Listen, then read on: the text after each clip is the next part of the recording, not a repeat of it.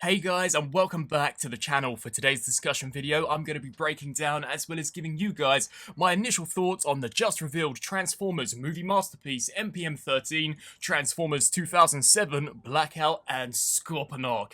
Now this is in fact our first MPM reveal for 2022 and is likely to be our last until of course 2023, and this reveal does come a little over a year since the MPM-12 Bumblebee movie Optimus Prime, a figure of which personally I actually thought was one of the best MPMs that we've seen so far. Now sadly, the Transformers MPM line just in general has been nowhere near as well done, at least in my personal opinion, when in comparison to say the original Takara Tomy MP line that we see for either the Beast Wars characters or of course the G1 characters. This is in fact actually cross-branded between both Takara and Hasbro, and if I were to be completely honest, the movie masterpiece figures just in general do have a rather cheap feel after their Bumblebee, Optimus Prime, and even the Volkswagen Bumblebee that we saw for the B movie. I think that all of the figures have had an almost retail feel to them. None of them really do feel as if though they are imported products, and sadly here with this Blackout, I'm really sad to say, but I'm just really let down by what I'm seeing here. Now of course, before we actually delve into this guy, we have seen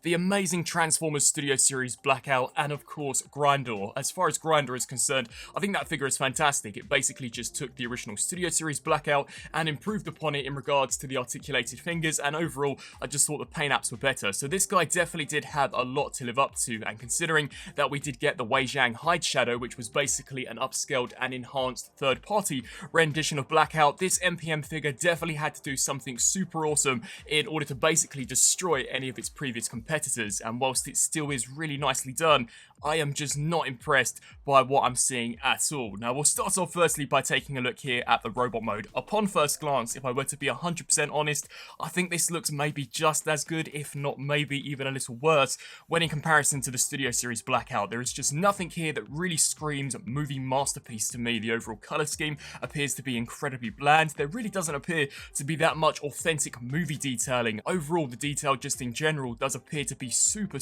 soft, and I'm not entirely sure as to whether or not this guy is mistransformed, but that actual rotor blade almost engine thing that sits above Blackout's head does just appear to be super squished when in comparison to both the Studio Series offering and of course the CGI model. The head sculpt looks pretty nice, but once again is very similar to what we actually saw from the Studio Series Leader Class figure. The arm kibble does appear to have been managed a little better here for the masterpiece, but considering this guy is going to be super expensive when in comparison to our standard Leader Class, I'm not entirely sure he's going to be worth that price tag. One of the things that I personally am super glad to see is that actual rotor blade propeller weapon that we see Blackout use throughout the Transformers 2007 movie. That was really one of the key areas of which personally I thought the Studio Series lacked upon, so it is cool to see that at least in terms of firepower, this MPM figure definitely is packing. So in addition to that massive rotor blade, we also do get included two miniguns which can attach onto the side of the arm, so we get those machine guns that basically he uses in order to destroy the Sector 7 base, or I think it's Nest, is it? I'm not entirely sure.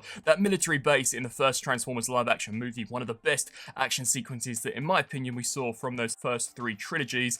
I think the torso looks decent. There just appears to be something slightly off. It does look slightly too broad and once again a little too simplistic for the Blackout movie design. There's just something that I don't think is appealing to me in regards to this particular figure, and then when it comes down to the legs, they just seem way too small. Now judging from this particular image that I'm looking at right now, the chicken leg design is nowhere near as evident as say the Studio Series version. I really do think that SS figure was fantastic, and to see this figure, I just don't think that it is that much of an upgrade. He's got this massive kibble on the inside of the leg, which personally I don't think looks the greatest, and the foot design, whilst is a little cleaner when in comparison to our SS version, I just think the toes are once again slightly too squished. They appear way too skinny when in comparison to how the character actually appeared in the movie. But moving along, here we have an image of the helicopter mode. This looks fantastic, a really nice representation of the copter that of course Blackout sports in the Transformers 2007 movie. Personally, I once again don't think this is a massive upgrade when in comparison to the Studio Series Leader Class, but overall it definitely does its job. You can see here from a side perspective, it's got some nice details where the turbines and the engines are concerned. Of course, we've got the USAF logo slap bang there on the side of the vehicle, as you would expect from this particular figure, and the landing gear does also appear to in fact actually have functioning wheels, something that we didn't see on the leader class offering, but overall the engineering definitely does seem incredibly similar to our Studio Series figure, so I'm not entirely sure whether or not Hasbro did in fact actually kind of shoot themselves in the foot with giving us a figure that was so good, that of course being that original Studio Series leader. But then we see here that this guy will also include some missile blast effects, which are definitely a nice touch, but once again we're dealing with a movie masterpiece figure here, not a mainline release, so in some regards I do kind of think these blast effects cheapen the overall feel of this guy in my opinion. But as we just take a look here at the Scorponok figure, this actually looks really nicely done, definitely a lot more detailed when in comparison to the SS version, but in terms of articulation it does seem very similar. The only thing that majorly stands out here to me is that we now have a ball joint where the actual stinger tail is concerned, and the paint apps are vastly improved, but other than that it definitely does appear to be quite a small looking figure and nowhere near as detailed as say the likes of the deluxe figure that we saw from the original 2007 toy line. Here we have another image of Blackout, which does reveal some additional details, so we get a closer look at some of the engine detail at the top, which I think looks pretty decent. The arm kibble is definitely a lot better managed on this guy, but does just appear to be slightly too thin for my liking, and there's just something off about that chest. I am not liking the way that looks at all. The Studio Series version, in my opinion, is just so much better. This guy will include fully articulated fingers, which is cool.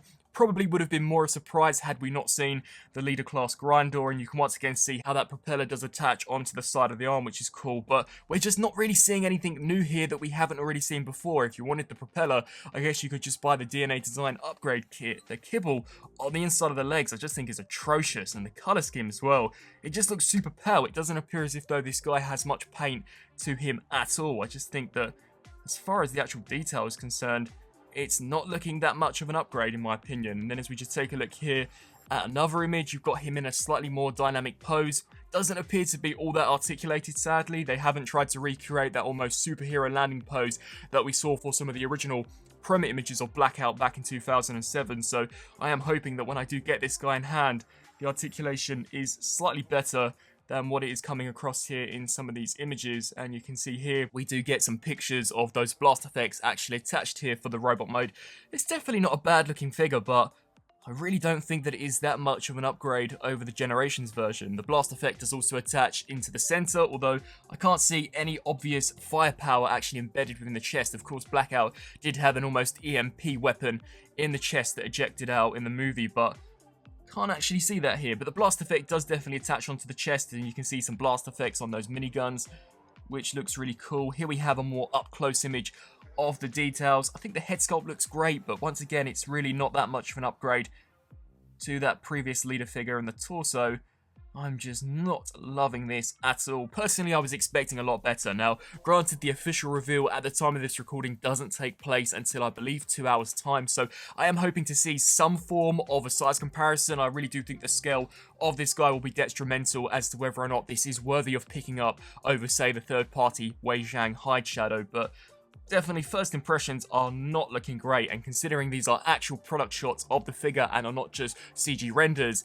it's definitely not looking good for this guy. You can see that Scorponok can store in the back of Blackout, basically a glorified version of the Studio Series version. I'll be really intrigued to see as to what the price point is on this, guys. Of course, the Studio Series leader retailed originally for about £50 to £55, and I think you can find Grindor now on discount for somewhere between 30 and 40. So, in all honesty, that Studio Series grinder may in fact actually be a better offering, especially in terms of price point, when in comparison here to this masterpiece. And at least from these images, I definitely am unable to see any evident areas of which may consist diecast. I just think those legs are atrocious. I don't think the foot design is that much great. If anything, it is a downgrade when in comparison to the Generations version. The arm kibble looks slightly better, but kind of makes him look a little more skinny. Blackout was definitely a very thick and chunky character in the 2007 movie, and I just do not like the way that torso breaks up whatsoever. I do apologise that my thoughts on this guy do overall appear to be quite negative, but I was just definitely expecting a lot better things, and if this masterpiece line for the movie series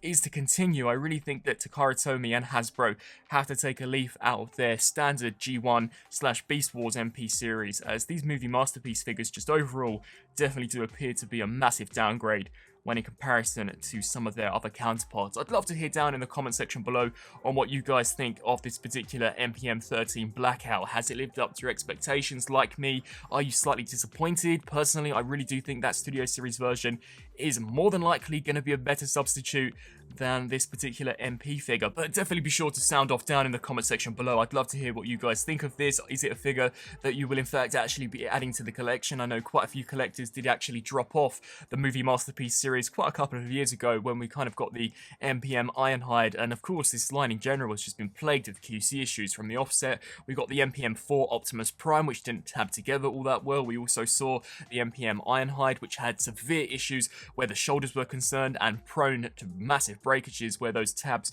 in the vehicle mode were. Just overall definitely disappointing. I had high hopes for this guy. I'm definitely disappointed in what I'm seeing, but here's hoping that he's mistransformed. Hopefully we do get some better in-hand looks of this guy later on in the day, but be sure to let me know down in the comment section below.